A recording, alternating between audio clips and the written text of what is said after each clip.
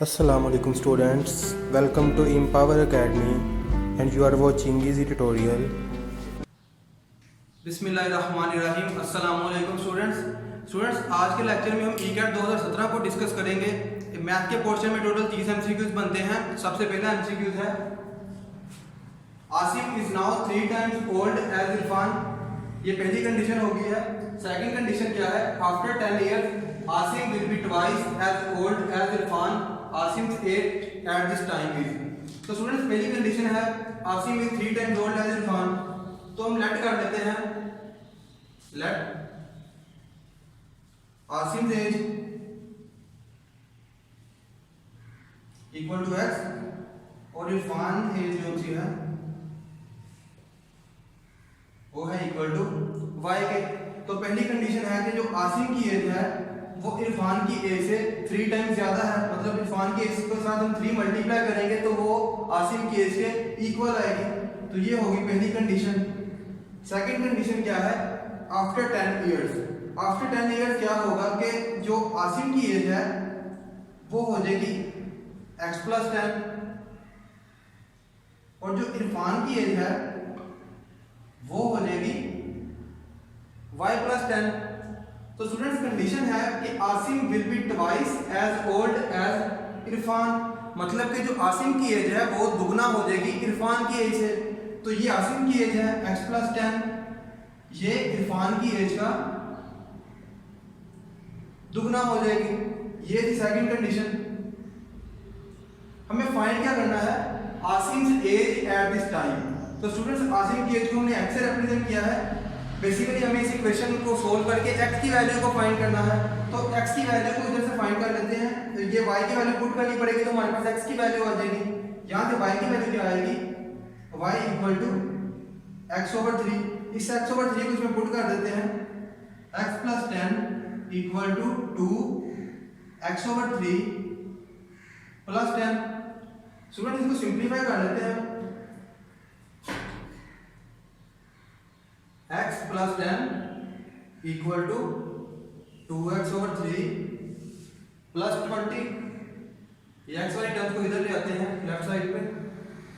20 minus 10 LCM लेंगे 3x minus 2x equal to 10। तो ये हमारे पास बनेगा x इक्वल टू 30। तो करेक्ट ऑप्शन जो सा है वो है सी, 30 हो गया आसिम की एज। स्टूडेंट्स एमसीक्यू नंबर 2 है द सॉल्यूशन ऑफ इक्वेशन। ये डिफरेंशियल इक्वेशन है, इसका सॉल्यूशन फाइंड करना है। इसमें सिंपल x और y को सेपरेट करके इनकी इंटीग्रेशन करेंगे तो कुछ यूं आएगा x dy इक्वल टू इस टर्म को राइट साइड पे ले देंगे minus y minus 1 dx। y के अकॉर्डिंग इंटीग्रेशन करनी है y 1 over y minus 1 dy equal to minus 1 over x dx। इसकी इंटीग्रेशन करेंगे तो आएगा log y minus 1 equal to minus log x plus c। तो स्टूडेंट्स दोनों तरफ एक्सपोनेंट अप्लाई कर देते हैं log को खत्म करने के लिए। e की power log y minus 1 e की power minus log plus c। ये इसे खत्म हो जाएगा एक्सपोनेंट से ये log। तो लेफ्ट साइड पे बचेगा y माइनस 1। इसको हम सेपरेट करके लिख देते हैं e की power minus log x dot e की c। तो जो e की पावर c है ये कांस्टेंट इक्वल ही होगा। तो हमारे पास क्या आएगा? ये log के साथ माइनस है, इस पावर को ऊपर ले देंगे तो बनेगा x इनवर्स। e log से खत्म हो जाएगा तो ये आएगा 1 ओवर x। e की पावर c होता है वो सिंपल कांस्टेंट आएगा, कोई भी वो c के इक्वल होगा। y माइनस 1 इस x को इधर मल्टीप्लाई करते हैं तो बनेगा x into y minus 1 equal to c। तो करेक्ट ऑप्शन होगा बी। ये है इस डिफरेंशियल इक्वेशन का सॉल्यूशन। एमसीक्यू नंबर 3 है the maximum value of function subject to constraints. Students ये कंस्ट्रेंट्स दी है, इसकी मदद से हमें बताना है कि इस फंक्शन की मैक्सिमम वैल्यू क्या आएगी। तो इन कंस्ट्रेंट की मदद से हम फिजिकल रीजन को ड्रा कर लेंगे। इस फंक्शन का जो मैक्सिमम पॉइंट होगा वो इस फिजिकल रीजन के अंदर होगा। तो फिजिकल रीजन हमने कैसे ड्रा किया है? Minus x is less than equal to 2 था, इसको जब माइनस से मल्टीप्लाई करेंगे तो ये आएगा माइनस 2 लेस देन एक्स और ये x is less than equal to 2। तो नो एक्स एक्सिस हमें एक इंटरवल मिल गया -2 to +2। और y क्या है वो है लेस देन इक्वल टू 1।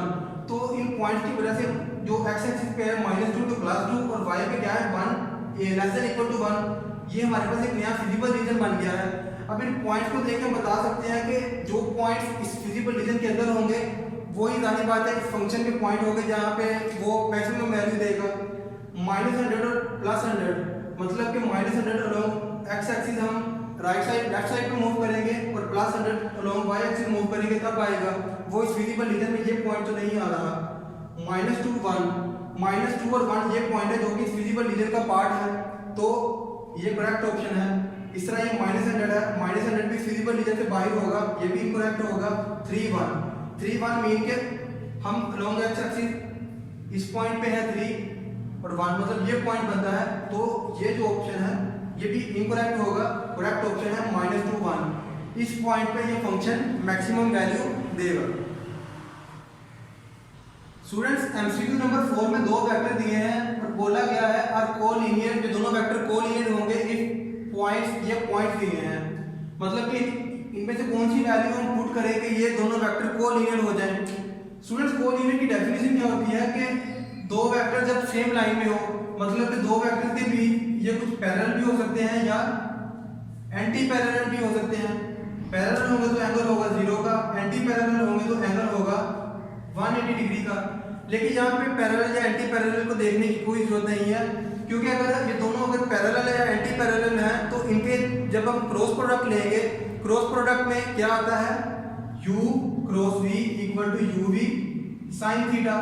तो अगर हम थीटा की वैल्यू 0 पुट करें, साइन 0 लें या साइन 180 लें, तो जो हमारा आंसर आता है वो 0 आएगा। मतलब कि जो इनका क्रॉस प्रोडक्ट होगा वो इक्वल टू 0 लेके सोल्व करते हैं इसको।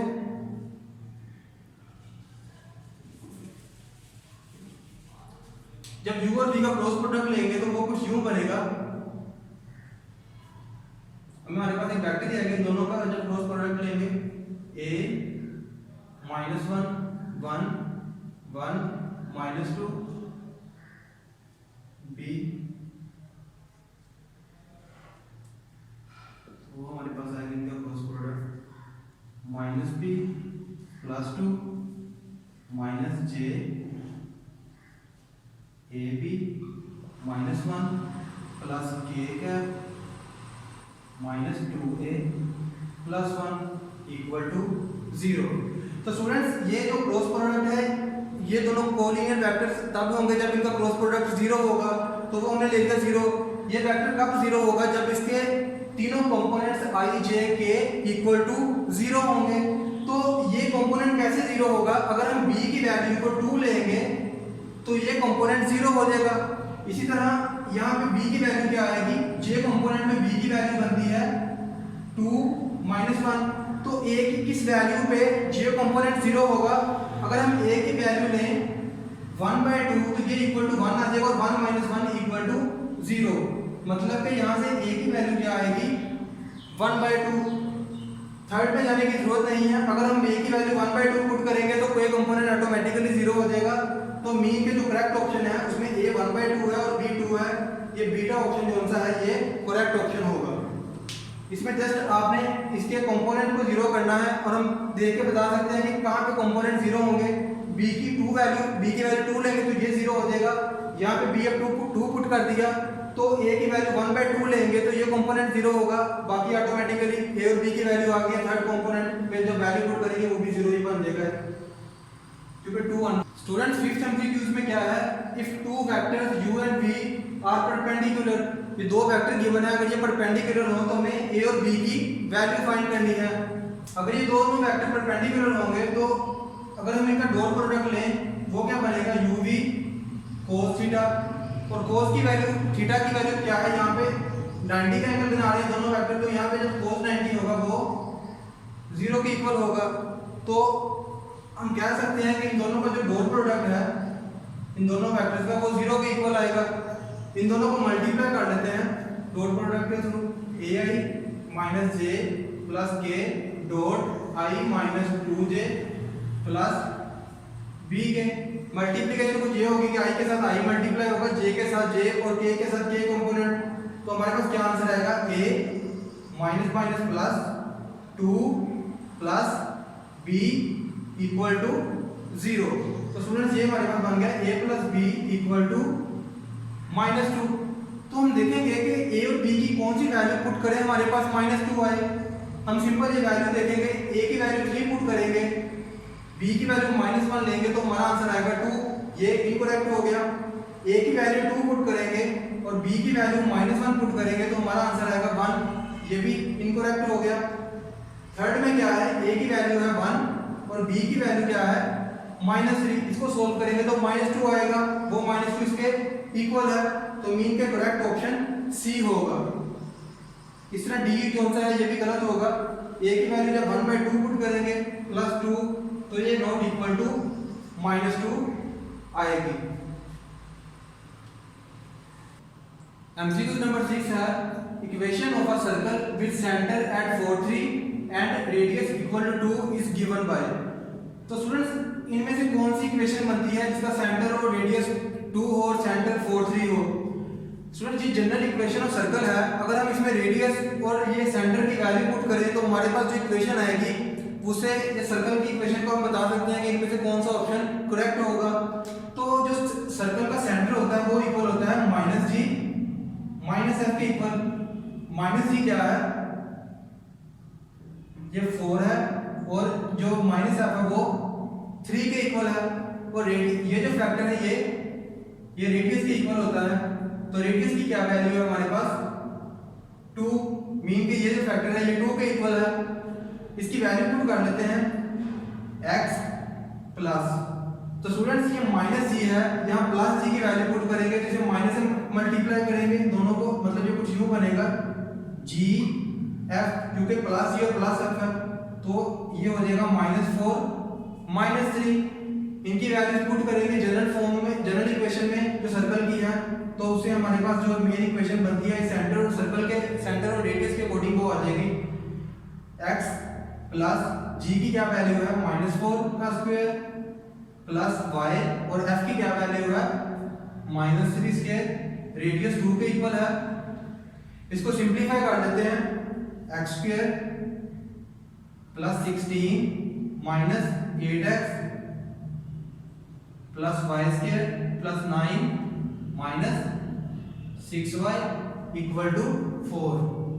x square plus y square plus minus 8x माइनस 6y इक्वल 16 प्लस 9 हो जाएगा 25। 25 में से 4 को माइनस करेंगे तो ये बनेगा हमारे पास +21 इक्वल टू 0। तो जो राइट ऑप्शन है वो होगा डी।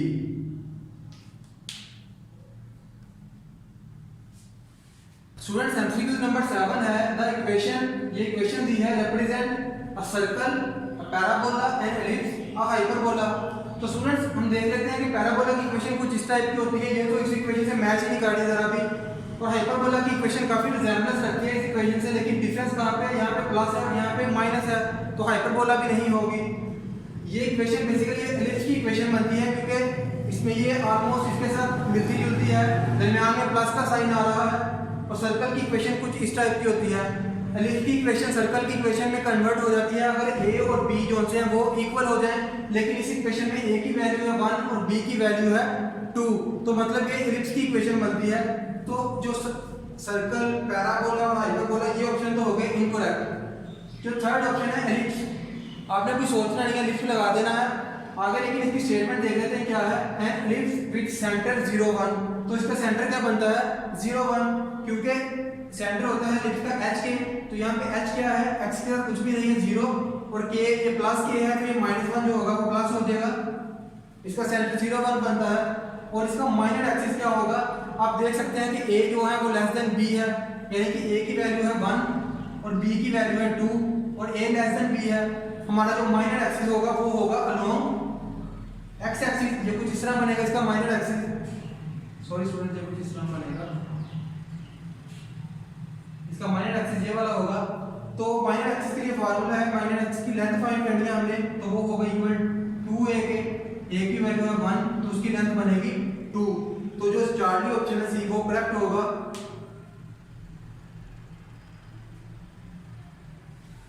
स्टूडेंट्स एमसीक्यू नंबर 8 में हमने y की वैल्यू फाइंड करनी है इस फंक्शन की इंटीग्रेशन करके।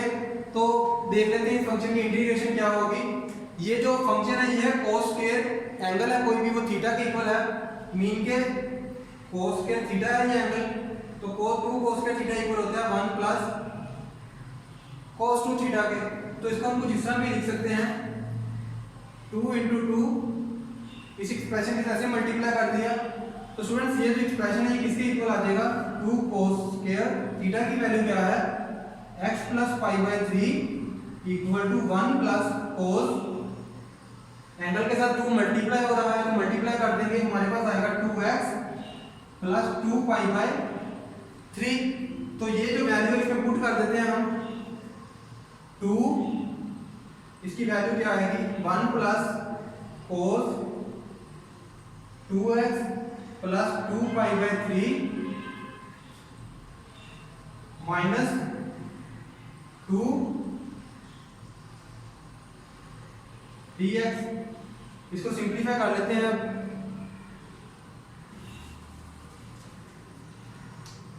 अलग अलग इंटीग्रेशन ले लेते हैं इसकी। ये 2 है dx, ये 2 इसके साथ भी मल्टीप्लाई होगा तो क्या बनेगा 2 cos 2x plus 2 pi by 3 dx और थर्ड एक्सप्रेशन क्या होगा 2 dx। तो स्टूडेंट जब इनकी हम इंटीग्रेशन करेंगे तो वो बनेगी, इन दो एक्सप्रेशन की इंटीग्रेशन बनेगी 2x माइनस 2x, तो ये एक दूसरे से कैंसिल हो जाएंगे। मीन के एट द एंड इससे हमें कुछ नहीं मिलने वाला है, तो हमें बेसिकली इसकी इंटीग्रेशन फाइंड करनी है।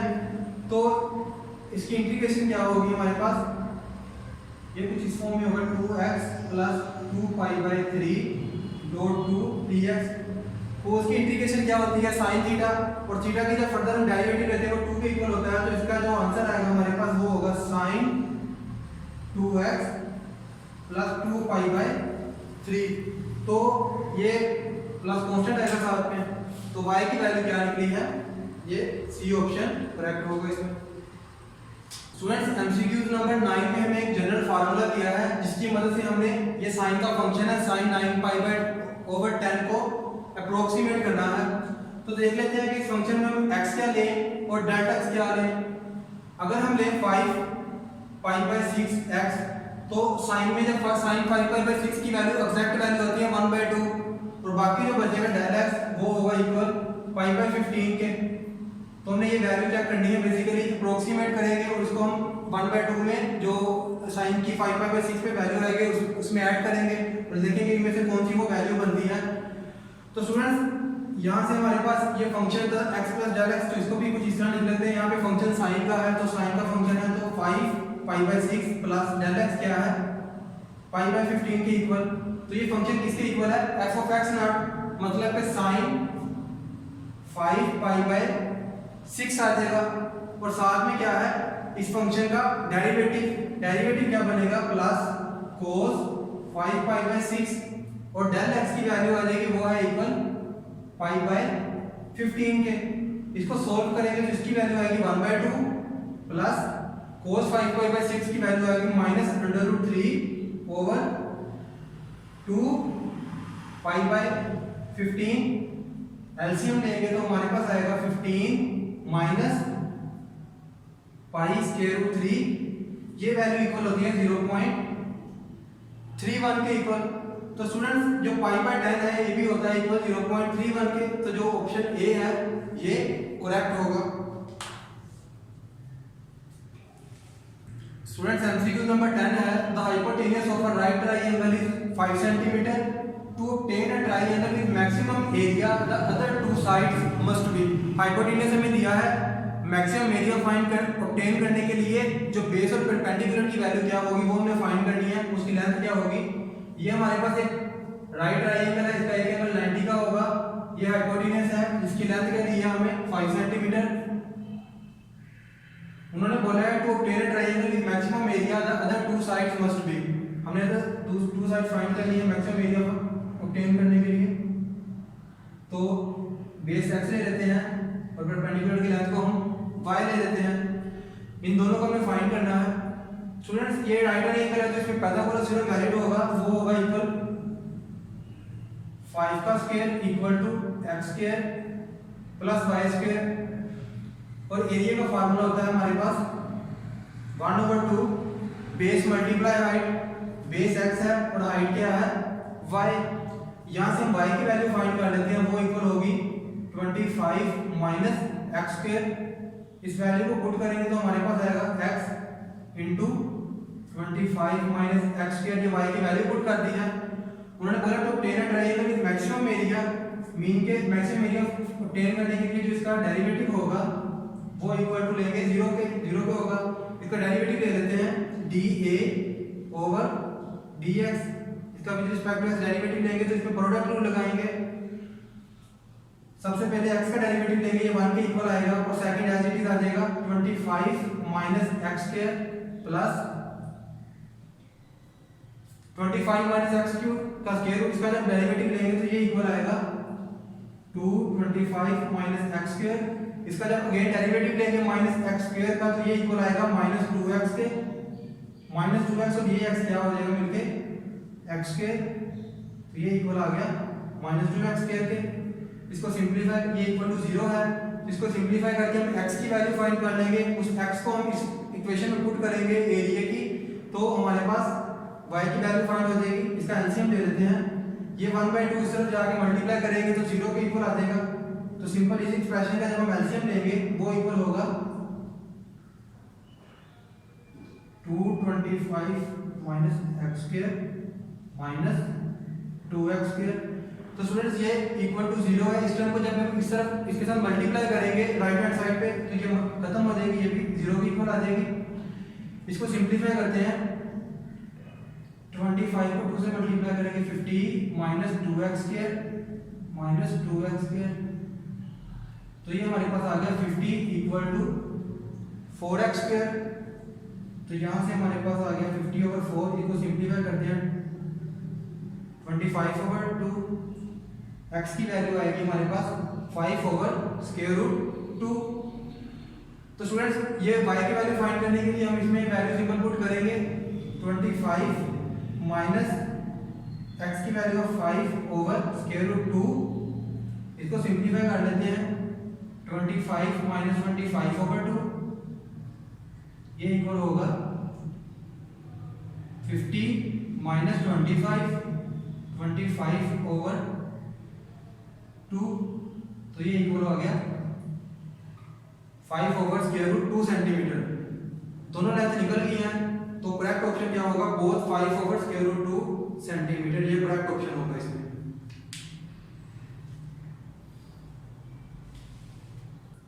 एमसीक्यू नंबर 11 में हमें y की वैल्यू दी है, फंक्शन है e की power sin x cos x, इसका डेरिवेटिव लेना है, बताना है कि कौन सा आंसर करेक्ट है। स्टूडेंट्स फंक्शन है y equal to e sin x cos x, इस एक्सपेरिमेंट को खत्म करने के लिए पहले हम log ले लेंगे दोनों तरफ, तो हमारे पास आएगा log y। जब log को एक्सपेरिमेंट के साथ ऊपर अप्लाई करेंगे तो ये 1 के इक्वल होगा, तो ये फंक्शन आ जाएगा sin x cos x के इक्वल। इसका डेरिवेटिव ले लेते हैं, विद रिस्पेक्ट टू x हम इसका डेरिवेटिव लेंगे, ये इक्वल होगा 1 over y dy over dx। इसके ऊपर प्रोडक्ट रूल लगा देते हैं। सबसे पहले sin का डेरिवेटिव लेंगे जो इक्वल है cos x के, ये cos x as it is आ जाएगा। देन हम cos x का डेरिवेटिव लेंगे जो माइनस sin x के इक्वल होगा, तो वो इस sin x से मल्टीप्लाई होके स्क्वायर हो जाएगा। इसी तरह ये cos कौन सा है, ये भी स्क्वायर में आ जाएगा, ये बन गया cos square minus sin square dy over dx equal to, ये y के साथ मल्टीप्लाई हो जाएगा, हमारे पास बनेगा cos square x minus sin square x। y की वैल्यू क्या गिवन है हमें, e की power sin x cos x, और ये जो फंक्शन है cos square x minus sin square x, ये इक्वल होता है cos 2x के। तो ये इसका डेरिवेटिव निकल आया है y का with respect to x। Correct option होगा इसमें beta.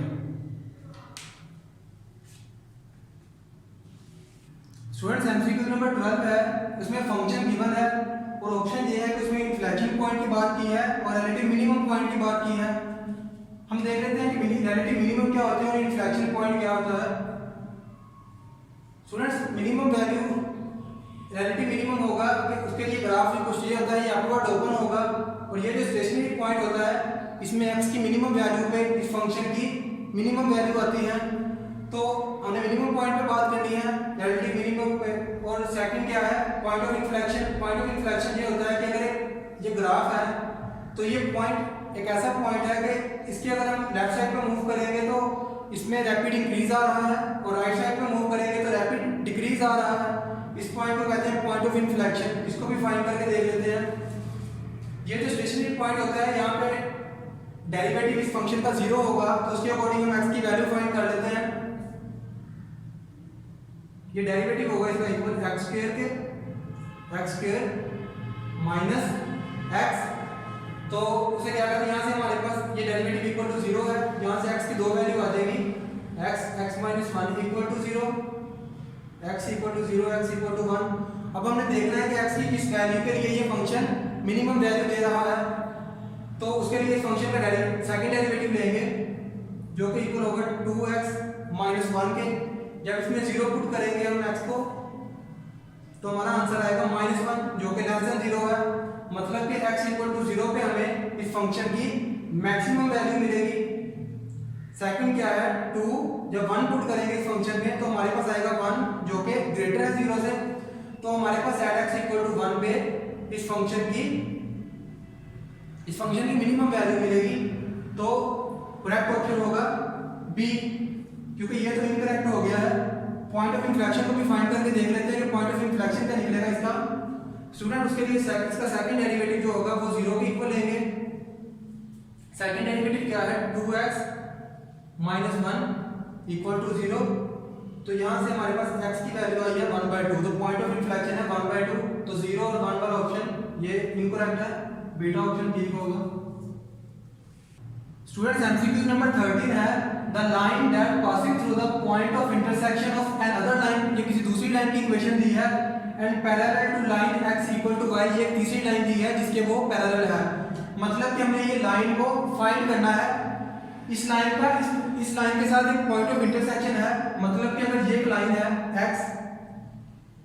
x plus y minus 1 equal to 0, तो ये जो गिवन लाइन है जिसे हमें फाइंड करना है वो इस लाइन के साथ इंटरसेक्ट है, मतलब उसका कोई ना कोई पॉइंट है। उन्होंने बोला है एंड x इक्वल टू 0, मतलब कि x इक्वल टू 0 का मतलब ये है कि ये जो गिवन लाइन है वो इंटरसेक्ट कर रही है एट x इक्वल टू 0, मतलब कि y एक्सिस पे वो इंटरसेक्ट कर रही है, क्योंकि एट y एक्सिस जो x होता है वो 0 के इक्वल होता है। तो यहाँ पे x 0 है तो y की वैल्यू क्या आएगी हमारे पास 1, मतलब कि वो जो गिवन लाइन है हमारी, ये जो लाइन हमें फाइंड करनी है वो 0 1 इस पॉइंट पे इस लाइन के साथ इंटरसेक्ट कर रही है। और सेकंड कंडीशन क्या दी है and parallel to line x equal to y। तो students x equal to y की इक्वेशन बनती है ये वाली। तो जो गिवन लाइन है वो इस लाइन के पैरेलल है, ये उस लाइन का पॉइंट ऑफ इंटरसेक्शन है, तो ये जो गिवन लाइन है हमारी वो कुछ यूं होगी। अब हमें फाइंड करनी है कि इस लाइन की इक्वेशन इसमें से कौन सी है। हमने इस लाइन की बेसिकली इक्वेशन फाइंड करनी है। स्टूडेंट्स ये हमें पॉइंट ना भी देते कि लाइन पैरेलल टू इस लाइन के है, तो हम इतनी इंफॉर्मेशन तक भी बता सकते थे कि वो गिवन लाइन कौन सी है, क्योंकि इस लाइन का जो पॉइंट ऑफ इंटरसेक्शन है वो बनता है 0 1, मीन के एट x इक्वल टू 0 पे हमें y की वैल्यू 1 मिलनी चाहिए। तो यहाँ पे कौन सा ऐसा पॉइंट है कि जहाँ हम x 0 पुट करें और y 1 आए। अगर यहाँ पे हम x की वैल्यू 0 पुट करें तो हमारी y की वैल्यू क्या आएगी 1, तो मतलब कि ये C ऑप्शन जो होगा वो करेक्ट होगा। हमें इस इंफॉर्मेशन को यूज करने की जरूरत नहीं है, क्योंकि जो हमारा एमसीक्यू है वो इतनी इंफॉर्मेशन पे सॉल्व हो जाएगा। लेकिन अगर आप देखना चाहते हैं कि लाइन को कहाँ पे कैसे होगी, तो हम देख के बता सकते हैं कि x इक्वल टू y की लाइन ये बनती है, तो इसके पैरेलल लाइन है जो गिवन लाइन है, तो वो लाइन कुछ यूं होगी और उसकी इक्वेशन हम फाइंड कर लेंगे इस इंटरसेक्शन पॉइंट की मदद से। क्योंकि अगर एक पॉइंट भी गिवन हो तो हम इसमें पुट करके देख लेंगे कि किसके लिए वो इक्वेशन वैलिड आ रही है। तो यहाँ पे x इक्वल टू 0 पे हमें y 1 मिल रहा था, तो सिर्फ ये इक्वेशन है इसके जहाँ पे x 0 पुट करें और हमारे पास y की वैल्यू आती है 1, तो सी ऑप्शन करेक्ट होगा। स्टूडेंट्स एमसीक्यू नंबर 14 में हमने इसकी वैल्यू फाइंड करनी है। इसकी वैल्यू क्या होगी, log 3 27 जो है इसको 3 क्यूब में लिख सकते हैं हम, और जो 25 है वो 5 के स्क्वायर में लिखा जा सकता है, माइनस log 5 स्क्वायर। लोगारिथम का कानून क्या कहता है कि जो पावर है इसको स्टार्ट में लेके आ सकते हैं, तो ये इक्वल हो जाएगी 3 log, यस 2 स्टार्ट भी आ जाएगा, तो ये होगा 5। हम log ले रहे हैं 3 का अकॉर्डिंग टू बेस 3, मतलब कि जिसका हम log ले रहे हैं और वो बेस सेम है, तो ये एक्सप्रेशन इक्वल होगा 1 के। इसी तरह ये जो एक्सप्रेशन है log 5 ये भी 1 के इक्वल होगा, तो यहाँ से हमारा आंसर आएगा 1, तो करेक्ट ऑप्शन होगा चार्ली। स्टूडेंट्स एमसीक्यू नंबर 15 है कि y इक्वल टू 2 की पावर x, देन हमें y का डेरिवेटिव फाइंड करना है। आप देख सकते हैं कि 2 एक कांस्टेंट है और x कौन सा है, वो एक वेरिएबल है। तो हमने ये फार्मूला पढ़ा था y इक्वल टू ax, जिसमें a कांस्टेंट है, इसकी पावर एक वेरिएबल है, तो इसका डेरिवेटिव क्या था, जब इसका डेरिवेटिव लेते हैं तो ये a की power x as it is आ जाता है, देन वो जो कांस्टेंट होता है उसका log लिया जाता है। तो यहाँ पे क्या है, y इक्वल टू 2 की पावर x, जब इसका हम डेरिवेटिव लेंगे तो 2 की power x as it is आ जाएगी, और हम log लेंगे कांस्टेंट का, कांस्टेंट इसमें क्या है 2, तो करेक्ट ऑप्शन बनता है इसमें से बीटा।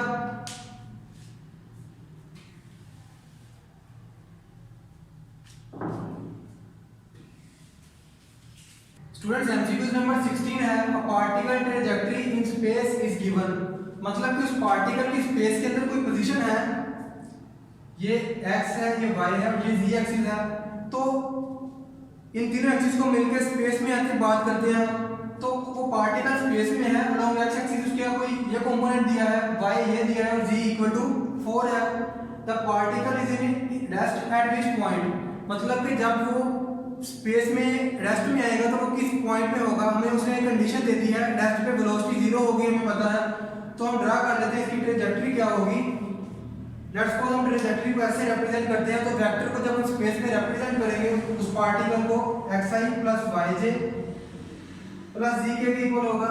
तो students along x y z इसकी जो वैल्यू है वो हम पुट कर लेते हैं, वो होगी 8t minus 2t square along x axis, y axis उसकी पोजीशन होगी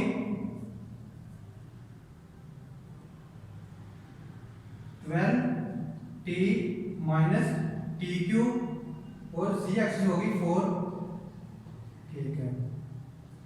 तो स्टूडेंट्स हम यहाँ से डायरेक्ट बता सकते थे कि उसकी ट्रैजेक्टरी क्या है अगर हमें t की वैल्यू गिवन होती, लेकिन अब इसने हमें बात की है कि स्पीड जो है, मतलब वो पार्टिकल रेस्ट में है, मतलब उसकी स्पीड 0 होगी, तो उसके अकॉर्डिंग हम इन पॉइंट्स को फाइंड करेंगे। यहाँ पे हमें t नहीं गिवन है, उन्होंने हमें दूसरी कंडीशन दी है कि the particle is at rest. तो अगर हम इसका डेरिवेटिव लें तो ये स्पीड के इक्वल आएगा, और उस स्पीड को हम 0 के इक्वल ले लेंगे, क्योंकि इन्होंने बात की है वो पार्टिकल जब रेस्ट में होगा तो उसकी पॉइंट्स कौन से होंगे, along x y and z axis.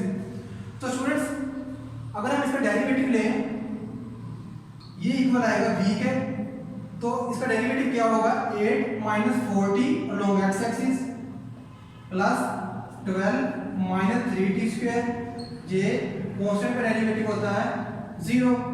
तो उन्होंने बात किया पार्टिकल रेस्ट में है तो स्पीड क्या हो जाएगी 0 के इक्वल, मतलब ये कंपोनेंट भी 0 के इक्वल होगा, ये भी 0 के इक्वल होगा, और ये कंपोनेंट भी इक्वल टू 0 के होगा।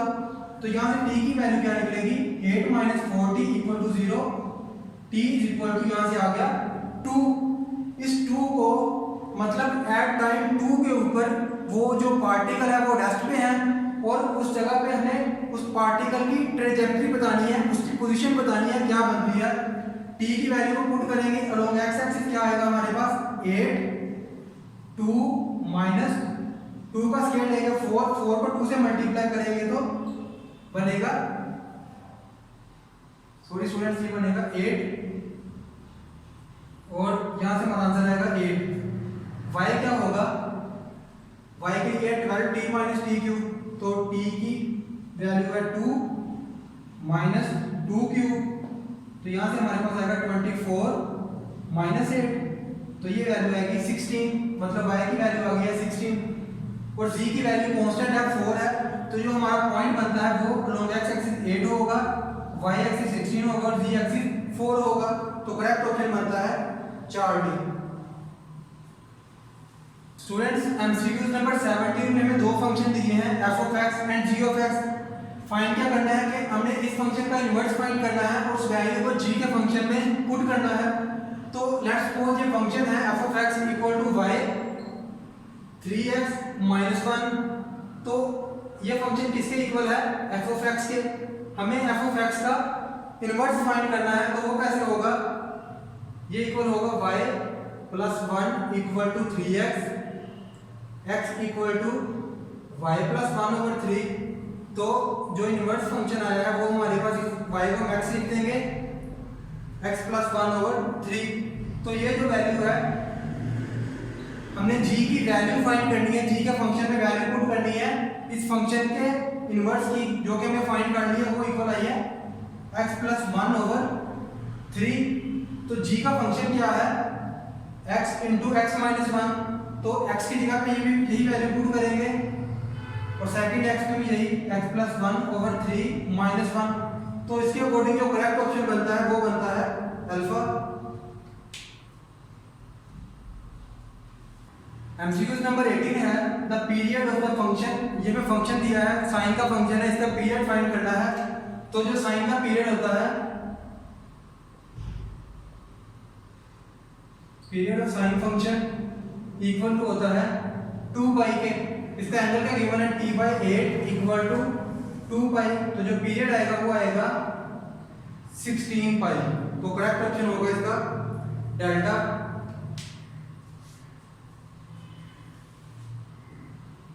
स्टूडेंट्स एमसीक्यू नंबर 19 में क्या है? A wire of length L can be shaped into circle and square. उस लेंथ L को हमने सर्कल में भी रिप्रेजेंट करना है और स्क्वायर में भी रिप्रेजेंट करना है, उसमें शेप कर देना है। The ratio of area of square and area of circle is. उन दोनों का एरिया फाइंड करना है और उनकी रेशियो फाइंड करनी है। मीन की area of square over area of circle,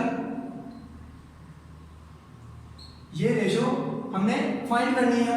तो स्टूडेंट्स लेंथ है इसकी एक वायर की L। जब हम इसको स्क्वायर में लिखेंगे तो स्क्वायर के लिए डेफिनेशन क्या है? स्क्वायर में चारों साइड्स होती हैं इक्वल होती हैं। तो जब हम इस लेंथ को 4 इक्वल पार्ट में डिवाइड करेंगे तो वो बनेगी L/4। तो स्क्वायर क्या आएगा? स्क्वायर की चारों साइड्स इक्वल होती है, ये भी साइड L/4 हो जाएगी, ये भी L/4, L/4, L/4। इसी को ही हमने ऐसे स्क्वायर की शेप में टर्न कर लिया है, क्योंकि अगर हम L/4 प्लस L/4 इसको ऐड करेंगे इन चारों साइड्स को, तो जो हमारा आंसर आएगा वो इस L के इक्वल आएगा, जो कि इस लाइन की, इस वायर की लेंथ है। ये हमारे पास आ गया है स्क्वायर। सेकंड क्या है? सर्कल में भी इसे रिप्रेजेंट करना है। तो स्टूडेंट्स जब इसको सर्कल में हम रिप्रेजेंट करेंगे तो ये कुछ यूं बन जाएगा L। जो ये बाउंड्री लाइन होती है सर्कल की, इसे कहते हैं सर्कमफेरेंस। तो L जो होगा वो होगा सर्कमफेरेंस। हमें फाइंड क्या करना है? Area of square and area of circle की रेशियो। तो स्टूडेंट्स जो स्क्वायर का एरिया होता है वो इक्वल टू होता है एक्स स्क्वायर के। एक्स क्या है इसमें? L/4। तो ये आ जाएगा हमारे पास L स्क्वायर ओवर 16। ये हमारे पास आया है एरिया ऑफ स्क्वायर। सर्कल के एरिया का फार्मूला होता है पाई r स्क्वायर। लेकिन स्टूडेंट यहाँ पे हमारे पास r नहीं है। हमें पता है कि जो सर्कल का सर्कमफेरेंस होता है इसका फार्मूला होता है 2 पाई r। और यहाँ पे जो सर्कमफेरेंस गिवन है वो है लेंथ L। तो ये इन दो आपस में इक्वल होंगे। यहाँ से हम r की वैल्यू फाइंड कर लेंगे, जो कि आएगी r इक्वल टू L/2 पाई। इसको हम इसमें पुट करेंगे तो हमारे पास एरिया ऑफ सर्कल निकल आएगा, जो कि इक्वल होगा पाई। इसका स्क्वायर लेंगे तो आएगा L² ओवर 4 पाई स्क्वायर। ये इससे कैंसिल हो जाएगा और हमारे पास बनेगा L² ओवर 4 पाई। तो ये हमारे पास आ गया सर्कल का एरिया। तो स्टूडेंट्स स्क्वायर का हमने रेशियो किसकी लेनी है? Area of square over area of circle. तो स्क्वायर का एरिया क्या है? L² ओवर 16 और सर्कल का एरिया क्या है, एल स्क्वायर ओवर 4 पाई। इसको सिंप्लीफाई करेंगे तो हमारे पास क्या बनेगा, L square over 16 multiply L square over 4 pi over L square. ये इससे कैंसिल हो जाएगा, 4 को 16 से कैंसिल करेंगे तो 4 आएगा, तो जो आंसर आएगा वो होगा पाई बाय 4। तो इन area of square over area of circle की रेशियो क्या बनती है, pi by 4। Students MCQ number 20 में साइन का एक एंगल दिया है, कोस का एंगल दिया है, और हमें बताना है कि x की कौन सी वैल्यू लें इसमें से कि ये दोनों एक दूसरे के इक्वल आ जाए। तो स्टूडेंट्स इनको इन वैल्यूज को इसमें पुट करके देखते रहना कि जिसमें ये दोनों इक्वल आ जाएंगे वो x की वैल्यू करेक्ट होगी। करेक्ट ऑप्शन यहाँ पे बनता है 3 पाई बाय 2, क्योंकि जब हम 3 पाई बाय 2 को पुट करेंगे x की वैल्यू 3 पाई बाय 2 लेंगे दोनों तरफ, तो क्या हमारे पास बनेगा, sine 3 pi by 2 plus pi by 2, तो ये हमारे पास बनेगा 4 पाई बाय 2 के इक्वल, जो कि हमारे पास इक्वल होगा 2 पाई के। और साइन 2 पाई जो होता है वो 0 के इक्वल होता है। मल्टीपल ऑफ पाई में साइन की वैल्यू हमेशा 0 आती है। दूसरी तरफ कोस की वैल्यू जब इसमें x 3 पाई बाय 2 पुट करेंगे तो ये बनेगा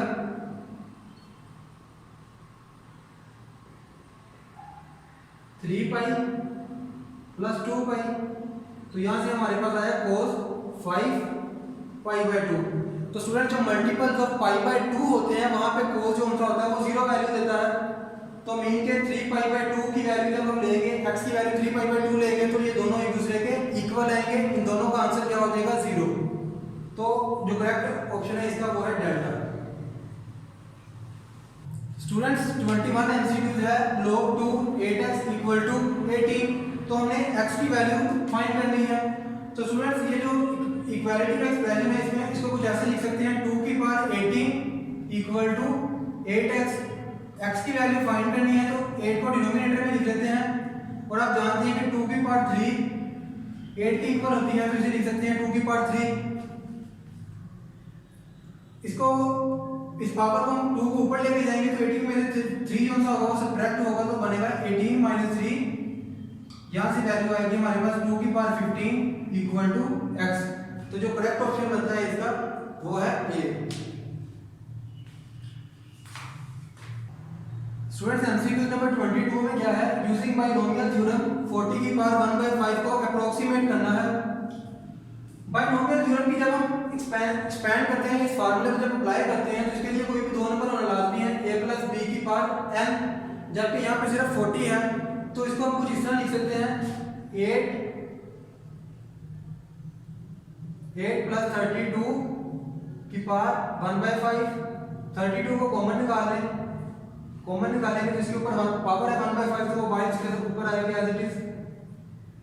तो ये हमारे पास क्या बनेगा, 1 प्लस 8 ओवर 32 की पावर 1/5। ये 32 2 की पावर 5 की इक्वल है। तो इसको हम कुछ इस तरह लिख सकते हैं, 2 की पावर 5 मल्टीप्लाई 1/5, ये इसे कैंसिल हो गया, और यहाँ पे क्या बचा 2 1 प्लस इसको भी सिंप्लीफाई कर लिया 1/4 1/5। तो स्टूडेंट बाइनोमियल थ्योरम का फार्मूला क्या होता है, 1 प्लस x की पावर n है। इसको जब हम बाइनोमियल थ्योरम की मदद से एक्सपेंड करेंगे तो वो कुछ यूं करेगा 1 प्लस x n ओवर 1 का factorial x plus n into n minus 1 over 2 का factorial x square plus n into n minus 1 n minus 2 over 3 का फैक्टोरियल x क्यूब। ये सीक्वेंस चलती रहती है। तो स्टूडेंट्स इतने एक्सप्रेशन के ऊपर हम बाइनोमियल थ्योरम लगाएंगे इसे अप्रोक्सीमेट करने के लिए, तो हमारे पास क्या आएगा, 1 एज इट इज आ जाएगा, प्लस n क्या है हमारा 1/5, 1 का फैक्टोरियल 1 होता है तो उसे लिखने की जरूरत नहीं है, और x की वैल्यू क्या है 1/4 प्लस। स्टूडेंट बाकी टर्म्स में वैल्यू पुट करने की जरूरत नहीं है, क्योंकि जो ऑप्शन है उसमें पॉइंट के बाद बस सिर्फ 1 डेसिमल प्लेस है, हमें सिर्फ 1 डेसिमल प्लेस का आंसर चाहिए। जब 2 को 1 से मल्टीप्लाई करेंगे 2 आ जाएगा, उसके बाद जो हमें फर्स्ट डेसिमल प्लेस का पता चल जाएगा कि वो कौन सी आएगी, तो आगे वैल्यू पुट करने की जरूरत नहीं है। तो ये हमारे पास क्या बनेगी 2 प्लस ये 2 इसके साथ में मल्टीप्लाई होगा तो ये बनेगा 2/20, 2 प्लस 1/10, 2 प्लस 0.1, तो ये इक्वल होगा 2.1 के। तो डेसिमल पॉइंट के बाद 1 डेसिमल प्लेस है, उसी से पता चल जाएगा कि करेक्ट आंसर कौन सा है, तो वो बनता है 2.1। मजीद आगे वैल्यू पुट करने की जरूरत नहीं है, ये अप्रोक्सीमेट हो चुका है। 23rd MCQ है अ box contain 15 red 10 green and 5 yellow toffees. मतलब कि ये एक बॉक्स है, इसके अंदर 15 रेड है टॉफीज, 10 ग्रीन है और येलो कितनी है 5। आसिम पिक्स 2 ग्रीन टॉफीज, वो इसे यहां से 2 ग्रीन लेगा, 1 red toffees and out of box and eats them. इन तीनों टॉफीज को वो खा जाएगा। What is the probability that Irfan will now pick green toffee to eat. हमें ये प्रोबेबिलिटी बतानी है। तो स्टूडेंट्स पहले 3 टॉफी तो वो खा गया है, मतलब कि 2 ग्रीन है, तो यहाँ पे ग्रीन कितनी रह गई है 8। एक रेड खा चुका है आसिम, तो यहाँ पे जो रेड है वो रह गई है 14। हमारे पास टोटल ट्रॉफी कितनी बची है बाकी 4 प्लस 5 19, 19 में 8 को ऐड करेंगे तो 27। मतलब कि इस टाइम हमारे पास बॉक्स में क्या है 27, क्योंकि ये जो 3 थी टोटल 30 थी, 3 उसमें से खा गया है आसिम, जिसमें 2 ग्रीन थी और 1 रेड थी। उसके बाद क्या बात आ रहा है, what is the probability that Irfan will now pick green toffees to eat. तो स्टूडेंट्स इसके अंदर ग्रीन टॉफीज कितनी है 8 और टोटल टॉफीज कितनी है 27।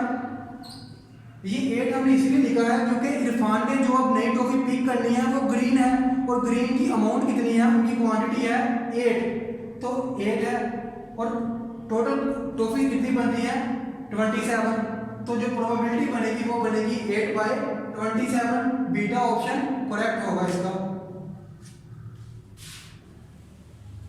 स्टूडेंट्स 24 MCQ है the case term of series is given bye 2 की पावर k into 3 की पावर माइनस k। ये ज्योमेट्रिक सीरीज है, इसको हम कुछ इस तरह भी लिख सकते हैं 2 की पावर 3 की पावर 2/3 की पावर k।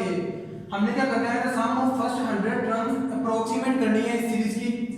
स्टूडेंट्स ये हमारे पास एक ज्योमेट्रिक सीरीज है जिसमें r क्या है 2/3 के इक्वल है, 2/3 लेस देन 1 है। तो जब r हमारा लेस देन 1 हो तो उसके लिए ज्योमेट्रिक सीरीज में अप्रोक्सीमेशन सम के अप्रोक्सीमेशन का फार्मूला है a1 into 1 minus r की power n over 1 minus r if r is less than 1। तो यहाँ पे जो r है हमारा वो 2/3 है जो कि इक्वल है 0.67 के, तो 1 से लेस है, तो ये फार्मूला इसके लिए वैलिड होगा। इसमें हमें a1 की वैल्यू चाहिए, तो k की वैल्यू 1 पुट करेंगे तो हमारे पास a1 आएगा 2/3 और r की वैल्यू गिवन है 2/3। हमने फर्स्ट 100 टर्म्स को अप्रोक्सीमेट करना है, तो n की वैल्यू होगी 100। इन वैल्यूज को पुट कर देते हैं। हमने फर्स्ट 100 टर्म्स को सम फाइंड करना है, तो ये अप्रोक्सीमेट करना है। a1 की क्या वैल्यू है 2/3, 1 माइनस r की वैल्यू है 2/3 की पावर 100 और डिनोमिनेटर में है 1 माइनस 2/3। स्टूडेंट्स पहले इस टर्म को समझ लेते हैं कि ये क्या है 2/3 की पावर 100।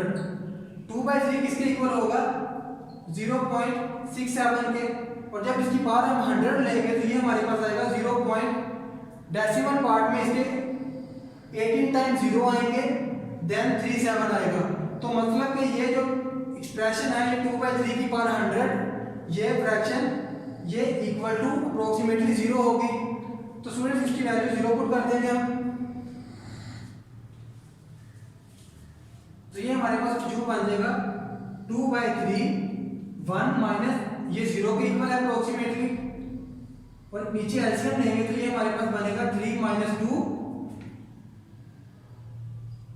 2/3। इसको 1 से मल्टीप्लाई करेंगे ऊपर 2/3 पा जाएगा, और ये नीचे होगा 1/3। जब इसको हम ऊपर लेके जाएंगे तो ये इक्वल आएगा मल्टीप्लाई हो जाएगा 3/1 से, ये 3 से कैंसिल हो जाएगा और हमारा आंसर आएगा 2। तो फर्स्ट 100 टर्म्स की अप्रोक्सीमेशन किया तो वो आंसर आया है 2। स्टूडेंट्स एमसीक्यू नंबर 25 में एक फंक्शन गिवन है और जो ऑप्शन में उन्होंने पूछा है वो उन्होंने इस फंक्शन के फैक्टर पूछे हैं या रूट पूछे हैं। हमने इसके फैक्टर और रूट फाइंड करके बता सकते हैं कि कौन सा ऑप्शन करेक्ट है। उसके लिए हमें सिंथेटिक डिवीजन करना पड़ेगी। पहला रूट गैस कर लेते हैं, लेट्स सपोज वो रूट 1 होगा पहला। इसे सिंथेटिक डिवीजन की मदद से सोल्व करते हैं। 6 -1 -4 -1। पहला रूट हम गैस कर लेते हैं कि अगर हम इक्वेशन में 1 पुट करें तो ये इक्वेशन 0 के इक्वल आएगी। तो अगर हम इसमें 1 पुट करेंगे तो ये इक्वेशन इक्वल टू 0 आती है। तो पहला रूट होगा इसका 1। इसको सोल्व कर लेते हैं। 1 -5 +5, यहां से आएगा 1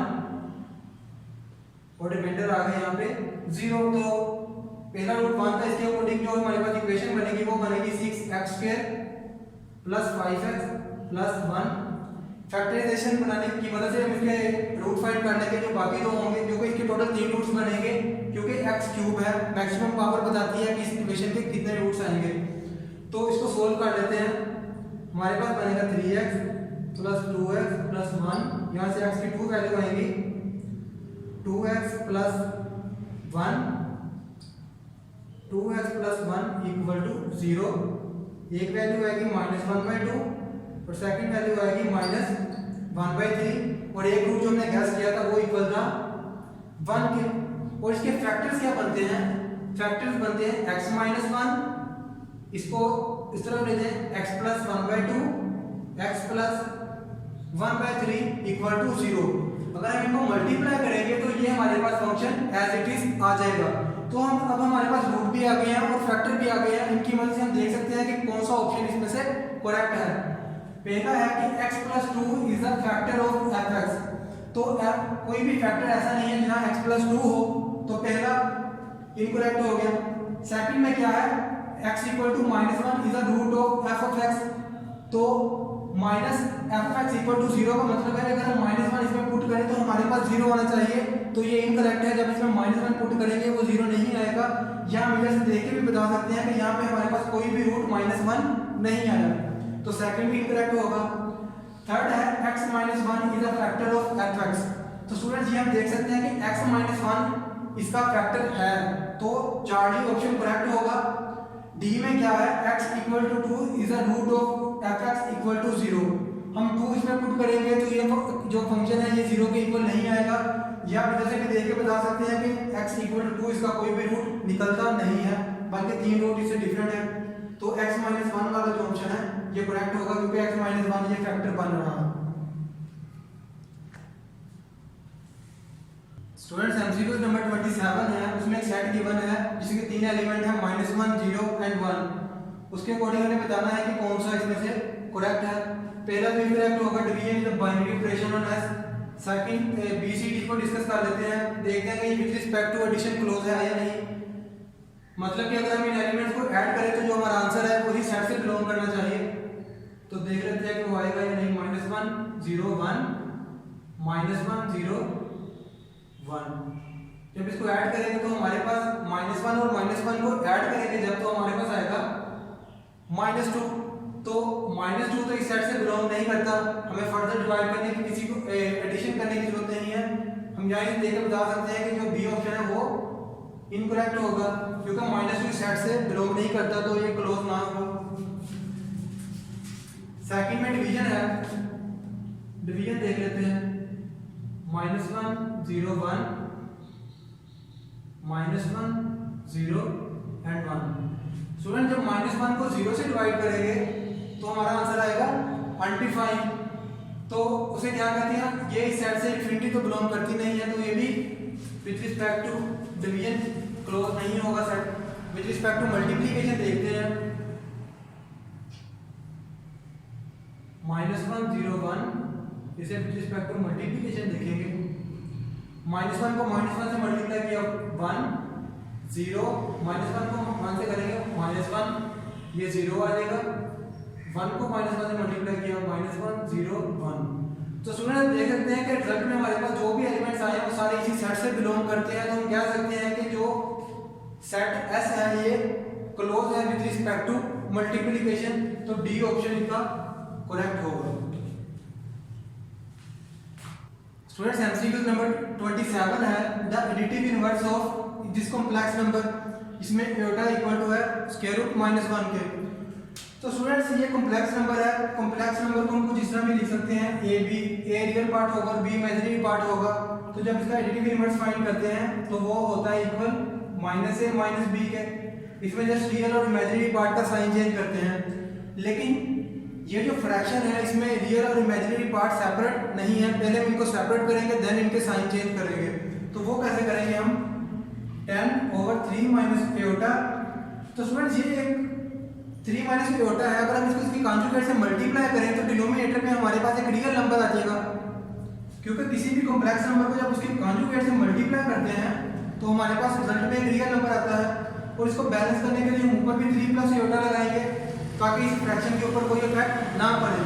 इसको सिंप्लीफाई करेंगे तो ऊपर एक कॉम्प्लेक्स नंबर बनेगा जिसमें एक रियल और इमेजिनरी पार्ट सेपरेट होगा और नीचे डिनोमिनेटर में भी हमारे पास एक रियल नंबर बचेगा, उसको हम इजीली सेपरेट कर देंगे। तो क्या होगा ये 10 3 + एटा।